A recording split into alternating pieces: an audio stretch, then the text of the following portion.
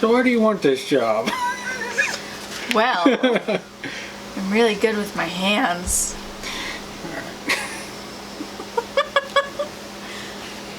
Want to see? No, not right now. I do.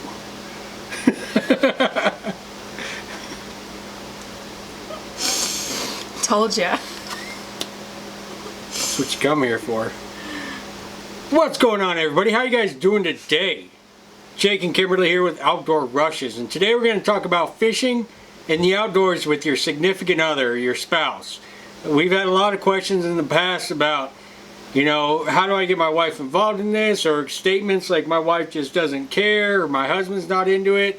So today we're going to dive into what it's like to be an outdoor couple out there fishing together, hunting together, trying not to kill each other out on the water, drown each other in the pools. You know, stuff happens. So should be fun. Kimberly typed up a bunch of stuff that I haven't actually looked at yet. So I'm excited. Yeah. It's all good. He said we need to talk about the pros and cons. There's no cons. It's all pros. Right? Yeah. Right. So, let's get started. So, even though I grew up hunting with my dad, we never really fished together, so fishing really wasn't in my repertoire per se. I'd been a few times when I was little, you know, did the whole catch a trout on your Donald Duck rod sort of thing, but... Did you really have one? Yeah. Like a Mickey Mouse or... I think it was... Princess? No, they didn't buy me a princess rod. No, I think it was blue. It was light blue. It was either Mickey Mouse or Donald Duck. Something not girly. I don't hold that against you. But, so I did that. You know, I had a nice rod that my dad broke one time when we got to Willow Springs. I don't hold that against him either. But anyway, so we just never really fished, you know, just opposite schedules growing up, you know, high school, college, all that lovely stuff. So when I started dating Jake, he was really into fly fishing and he wanted me to try it. So I was still working at Sportsman's Warehouse at the time, so I could buy a fly rod for really cheap. So I did, and we went out. And even though I didn't catch a fish that first time, I didn't get much direction from him since, you know, if you guys have seen him around water, it's like, whoa, water, let's go. I stood on the bank the whole time, just watched you fish. No, you didn't. I really did. No, I had pictures of you out on the water, which I never take pictures out on the water because I'm always fishing. Okay, but I remember standing there in my too big of waders, yeah, and you were up under the bridge because we're at the Salt River. I had a pair of Hodgman waders that I got at Sports Authority for like $9. And I cut off the top of them and made them into pant waders. And they were like I think they were triple XL pants. And I was very small at the time. Yeah. So I was just lucky I didn't fall.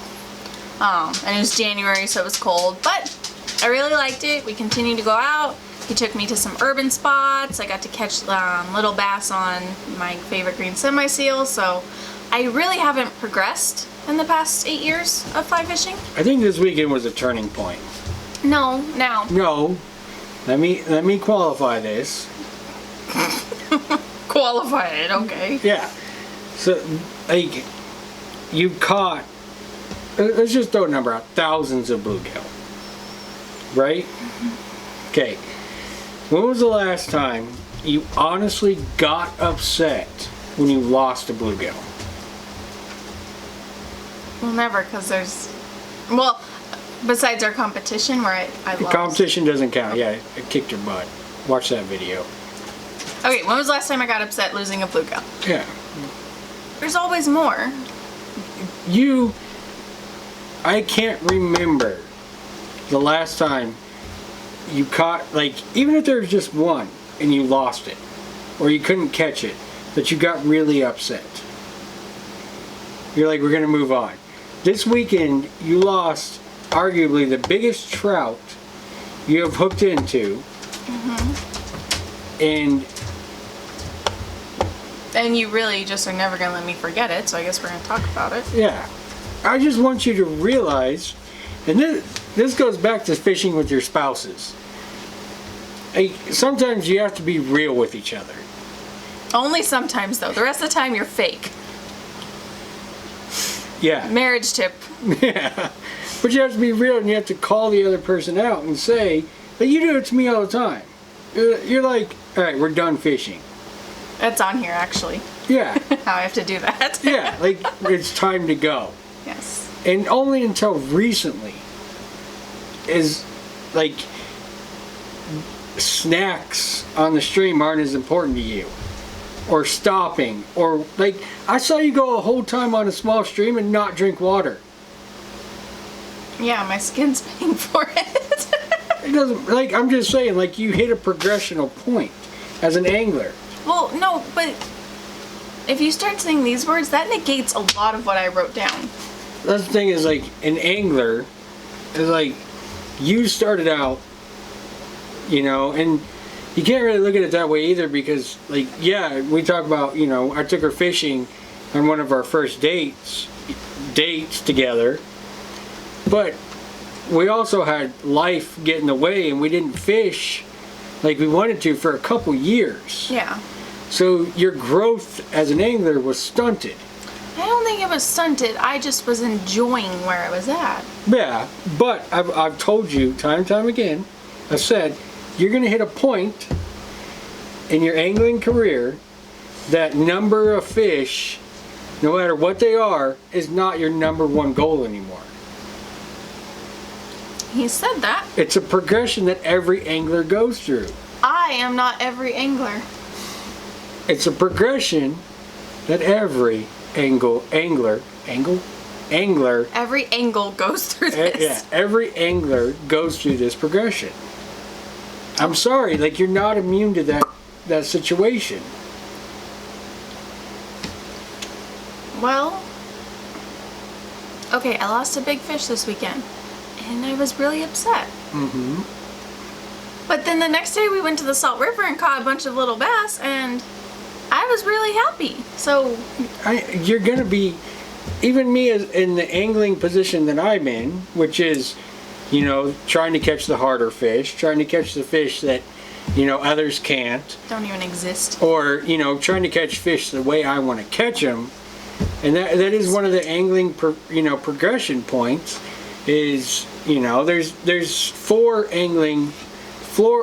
stages of an angler. You have the person that just wants to catch a fish. You know, they're new to fishing, they get out there, they catch one fish, that made their whole trip. Then you have, you know, what she's been stuck on for 7 years. Why do you keep calling it stuck? What she's been stuck on for 7 years is, you know, catching a bunch of fish. You just want to catch every fish you see, all the fishies. All the fish. And then you have third step, which is big fish. Yeah. You progress, you chase big fish. And fourth step is you want to catch fish the way you want to catch them. Or you want to catch the hard to catch fish that others can't. Mm-hmm. Which is fine. And I like back in March, April when the bass were spawning, I wanted to catch those bigger bass. I got into it and I enjoyed it. Mm-hmm. I'll admit, like, there are days where, yeah, catching a big fish is really cool. But you act like I need to stop wanting to catch all my bluegill. I never said that. You didn't have to. You said it with your eyes. His eyes tell a lot. I'm getting way off point here. You're supposed to be talking about fishing with your spouse. And we're talking about Your eyes. They're so dreamy. Everything else. So let's go back to, like, introducing, like, the best way to introduce a new angler or your spouse to the fishing world. So, in the casting video, if you watch that, if not, go watch it. It's fun. Jake said the best way to start fly fishing is to not go to... Bug, sorry. Yeah. So the best way, Jake said in his casting video, if you haven't watched it, go watch that, is when you start out, don't go to the water to start learning how to cast. Cast in your park, your greenbelt, your driveway, whatever it may be, just don't go to the water because it's distracting. Well, what did Mr. Smarty Pants do the first time with me? He took me fishing. That didn't make sense. What did he do the first time I had a fly rod in my hands? He took me to the Salt River. So my first casting lesson was on the water. I wanted to fish. Exactly, that's what I'm saying. And that comes back to that as like, it's just like taking a kid fishing, which if anybody has done, you shouldn't take your own fishing equipment with you. True. You know, if you're gonna go out fishing with a spouse or go out fishing with somebody that's new to angling, leave your stuff at home. Yes. If you notice in the video with my sister, we only had, well, starting out only 2 fly rods, and then towards the end we only had 1 fly rod. But Jake didn't bring one. He didn't want to carry one because he wanted to focus on getting my sister a fish. Mm-hmm. And that was the only way he knew he could. Had he had a fly rod in his hand the whole time, oh, it would have been a different story. He'd still be there. But anyways, he really just wanted to share his passion with me, you know, and I've asked him before, I'm like, okay, so what if I hadn't have liked fly fishing? Would this have worked? He says no. So there we go. Despite me liking other outdoor things he likes. So yeah. Basically it's holding our marriage together. It is. 4-pound test. 4-pound test. You gotta use that 6X, stupid. Only 6X. Only 6X. So, yeah. So that's how I started, and then it just grew from there. Mm-hmm. Our love and my love of fly fishing grew simultaneously.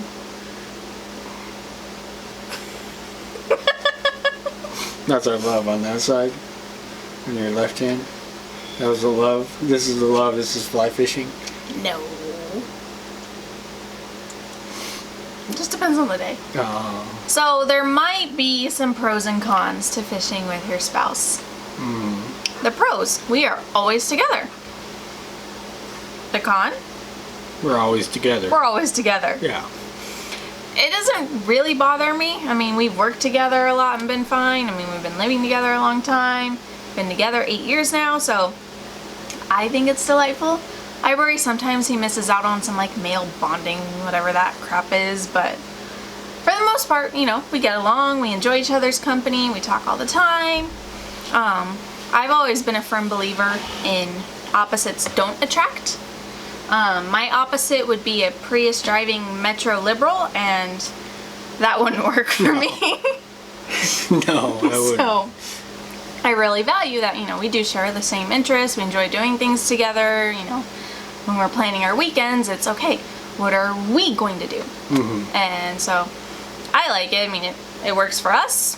I think it's correct, but, you know, it might not work for everybody. But just because we don't get sick of each other doesn't mean we don't have our moments. It's true. So if y'all might have noticed in some of the videos, Jake tends to give me some pointers. This is the worst part about fishing with your significant other. Is because if you're not in a relationship, if you're not married, dating, whatever, then if you gave a buddy like, hey, you know, try casting over here, they wouldn't take it as a dig on their skill level. And that's not what it is. It's never that. It is perceived as that, but it is not that. But you have to remember, everything I know about fly fishing, I learned from you. Mm-hmm. And you're never done learning. Neither are you. Exactly. I can admit that. I can admit that there are things that I need to learn about fishing still, about hunting still, about the outdoors still. He really doesn't believe that. He knows everything. No, I don't. I honestly do not. There are things out there in the outdoors, fishing, hunting, whatever, that I still am learning. And fine, if that's true, whatever. I know that too. I'm not saying I know everything, but I know which holes look fishy. I know which way the fly needs to go. I know that my fly needs to land delicately. Like, I know these things. Do I not? No. I just don't know anything about fly fishing, I guess. And that just reflects on you because you're a shitty teacher. That's true. They say those who can't do, teach. I can do. Therefore, I can't teach. Right? That's true. I guess it works both ways. Works both ways. Yeah. So yeah, if you notice lately in our videos, I'll kind of like say things like, "Oh, Jake, you're doing that wrong," You're casting wrong. That's why. Yeah, she thinks it's funny. Because it's hilarious. And that's another thing that, again, like I said, fishing with a significant other or somebody that's more than just a buddy out there fishing together, you're going to have these issues. One of you is not going to want to listen to the other one, or you're not going to want to listen to each other. And you have to kind of separate that when you're out there, or it's going to end up in a big fight. It's going to ruin both your days, and one of you is not going to want to continue to go on these adventures. So that is an issue. It's kind of, you know, like, I mean, like, pride is a very hard thing to get by in a relationship, no matter what it is. No matter if it's cooking, cleaning, you know, Why did you fishing. say cooking first? It doesn't matter what it is in a relationship. Pride is a very big thing that can hurt a lot of relationships. Yes, it can. No matter what. So, you know, you have to be open to suggestion. You have to be open to, you know, if somebody sees something different than you should be able to discuss it and talk about it. Yes, you should be able to. You're the worst with this. I know what I'm doing. Like, yes, I don't know. I don't even say I know what I'm doing. Yeah, you do. No, I don't. I know what I'm doing. I've been fishing. What is our dog doing? You have said those words. I guarantee you have GoPro footage of you saying that. Babe, I know what I'm doing. I know what I'm talking about.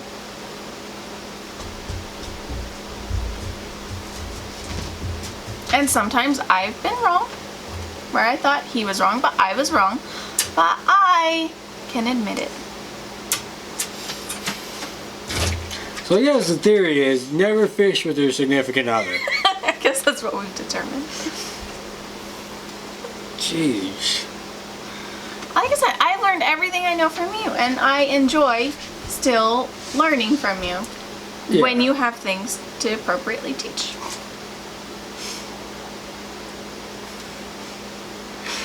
Oh. I think that's fair. I was going to be very complimentary about going out and like explaining to people that don't fish with their significant other is that just because you are like, when I go fly fishing, if I'm going on a trip by myself, my gear consists of my fishing gear, maybe a Cliff Bar, and some water, if that. Okay, when you go with your significant other, they're going to want to make a list. They're going to want to take the things that they want to take. And something that I'm very bad at, and I'll admit this, something that I'm very bad at is saying that's not the way, you know, that I don't need that stuff. I'm going fishing. I need, you know, maybe a bottle of water and maybe a Cliff Bar. That's all I need.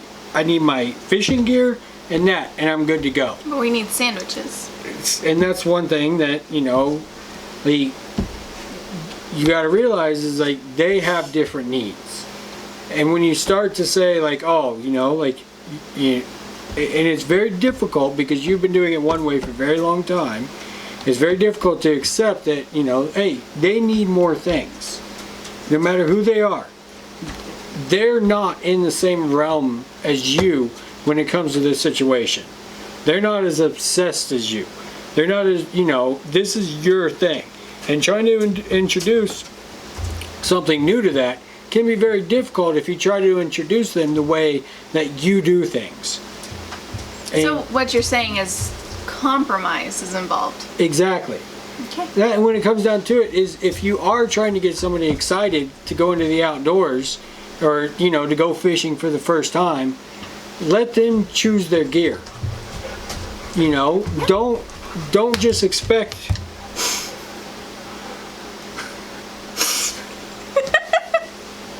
Hi, poop.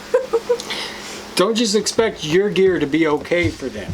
Like, I made a mistake when we first went out because I didn't know if she was going to enjoy it or not, is to give her my old waders, and say, here, this is yours now.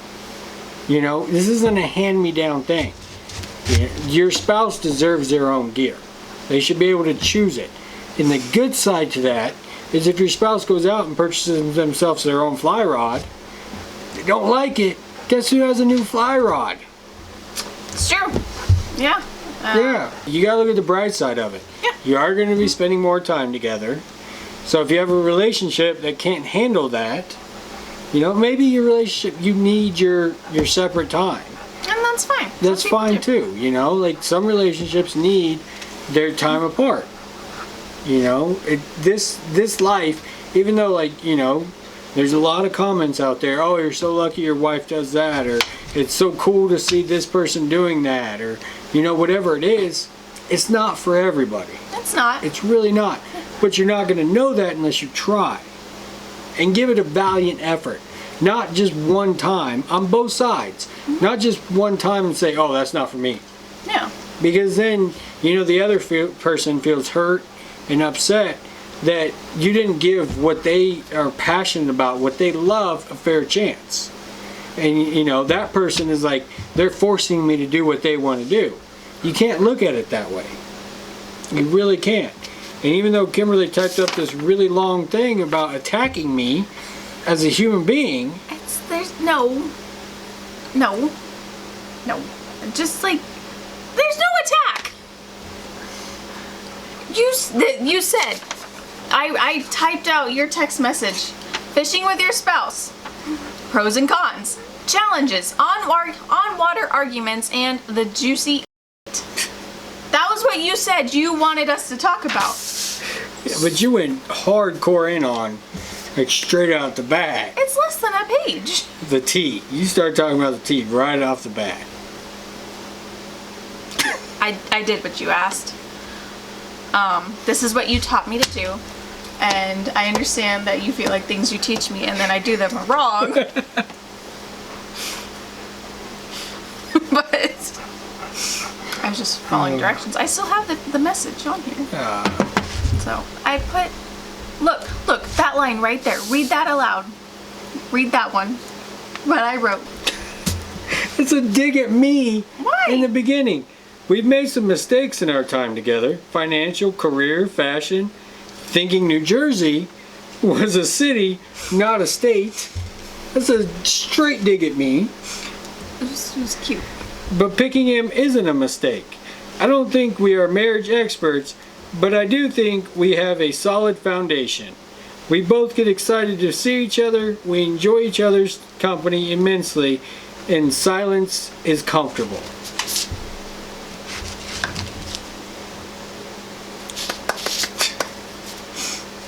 The first sentence is a dig. What, the New Jersey part? Yeah. I'm sorry, it was funny. You want to talk about the math problems you got wrong? No. Oh. There was alcohol involved. There was alcohol involved in too. No, there was not. Yeah, there was. We were at a restaurant. I think we were at Native New Yorker. Oh. Maybe. Yeah. I love you. I love you. See, that's another point though. Like, we're so great that we can have these conversations and still like each other. Fishing. You're the one that said it. It was humor. Oh. When you're on camera, you have to elaborate. Isn't that what we learned our first few videos? Yeah. Enunciate. Yeah. Elaborate. It's another word that starts with E. Eat! Alright. I'm really happy that this is the way my life turned out. Mm-hmm. Me too. I mean, sharing a passion with the person you chose to spend the rest of your life with is the biggest blessing you can have. I mean, it really is, because, like, think about how much I fish. Like, I would never see Kimberly. Ever. Like, I'm sorry. Like, I'm gonna go fishing. Peace. I know. Hopefully dinner's made when I get home. It's funny because I make dinner 90% of the time. Well, yeah, now you do. Oh. The past few years, we haven't fished a lot. Life got in the way. We haven't done a lot of things together. It's in the past. Exactly. So now we're not making up for time. We're just continuing to live the life that we want to live at this time. Yes. Because you can't make up for lost time. No. Unfortunately, that's not how the world works. And I understand that completely, because when you're an insomniac and you don't sleep for a couple days, you can't just make that up by sleeping. You're still sleep deprived. Like, it doesn't work that way. And if you sleep 12 hours one night and then don't sleep for 2 days, like, you don't have it in the bank. It wasn't like this 6 hours goes to this night, and it's not how it works. And relationships are the same way. You don't really bank things. I mean, yes, women have the memory of an elephant. Not this. No, I don't. You got to remember that, your spouse is somebody that you made deliberately, and she reminds me of this all the time. He chose to be with me. I chose, you chose, I chose, whatever, chose to be with your spouse for the rest of your life. So finding a common ground, enjoying something together, is the biggest thing you can do as a couple. And if your passion is the outdoors, having a significant other that enjoys the outdoors as much as you do, or even a little bit less, let's be honest. I know, I wrote that on here. Yeah. I wrote that on there. Yeah, like a little bit less. Yeah, it's still above and beyond, being in a relationship where they don't respect what you do and you don't respect what they do. You don't understand each other. So take your significant other and introduce them to the outdoors properly. Get them their own gear. Dedicate your time on the water at least the first 10 trips, or 3 trips. Dedicate it to them. Don't bring your own gear. Don't bring your fly rod. Don't bring your fishing tackle. Like, just bring the stuff that's going to help them become a better angler, to be successful out on the water and to grow that passion of theirs. Because if you bring your gear, and it's going to happen, you're going to see a hole and you're going to go, oh, I'm going to fish that one. Mm-hmm. And now that person is left on the bank, bored as crap, because you're fishing the water, that you should be helping them fish. That's very true. So, get out there with your spouse, enjoy life. Yeah, we have our spats out on the water because she refuses to listen to a master angler that knows way more than she ever will.